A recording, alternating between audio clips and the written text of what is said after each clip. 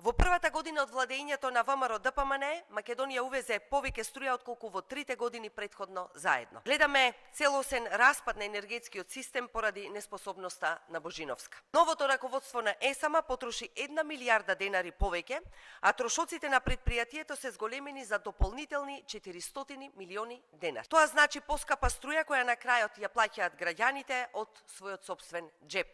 За прв пат во последниве 35 години рек Битола не работеше повеќе од 7 дена. Во истиот период рек Осломеј од 8 јуни до денес не е вратен на мрежа. ТЕЦ Осломеј не се користи за производство, туку за партиски вработувања на луѓе ставани на списоци преку социјални мрежи. Помпезно најавената инвестиција од 500 милиони евра за ветерници заврши како празна ливада. Нема ниту проект, ниту почеток, ниту локација. Додека министерката се слика и објавува промотивни видеа, граѓаните плаќаат поскапа струја, а системот се распаѓа. Дали министерката има склучено договор за правни консултации со познат адвокат близок до ВМРО ДПМНЕ? Која е неговата улога?